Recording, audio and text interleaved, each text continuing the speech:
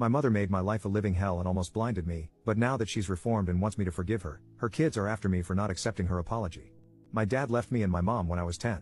I knew why. My mom is a psychotic, emotionally and mentally abusive piece of doo-doo. But what I can't forgive is him leaving me with her simply because he wanted a new life that didn't include his past. And, well, I look like my mom, ha. So there I was, stuck taking care of a woman who wasn't shy to let me know how much of a failure I was, how much I ruined her life, and how she wished every day that I died. I still loved her, so I just pushed my feelings down and would take care of her, bathe her, and feed her. At 15, she was taken away to a mental hospital after brutalizing my face with a bottle. I almost became blind. Child Protective Services tried contacting my father, but surprise, surprise, he already had his dream life and didn't want his bastard son to ruin it. So, I was sent into foster care. By then, I was too angry and too violent to stick to one home. I used to either run away, fight my foster family, or just become a monster. At 18, I fell in love with the worst girl I could find, and we got pregnant quickly and married in the next months. When my eldest son, Vince, was born, that was the first time I felt genuinely happy to be alive. Holding him and kissing him gave me a breath of air I didn't know I had. Then I was blessed more with my twins, RJ and Stan,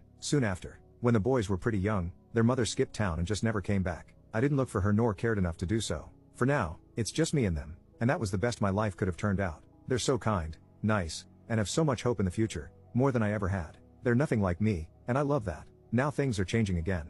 My mother reached out. I don't know how she even found my contact, but she did. She basically sent me a long message saying she got the help she needed in the mental hospital and was better now. She said she didn't want to reach out when she got out since she knew I didn't want to see her, so she kept with her life, knowing some days she'd want to see me again. She told me she had 3 kids, 2 boys and 1 girl, and had remarried. Basically, she was just saying how great her life turned out without me. Ha. I didn't read the rest. I didn't want to hear that witch's bogus apology. I just blocked the contact. 6 months after she reached out again, this time on my front door, she tried hugging me. I pushed her enough for her to fall. Her kids and husband came running out of the car, but she got up and told them not to do anything since she deserved it. I told her to get her crazy self off my porch, and she started crying, saying she just wanted to see me and beg for forgiveness she'd never get. I started tearing up. I've never seen her cry, and it did play on my heartstrings, but I wasn't going to let her into my life. I yelled at them and threatened them with violence if they didn't leave. I guess I seemed serious enough because they left, not before her son called me a chicken wing.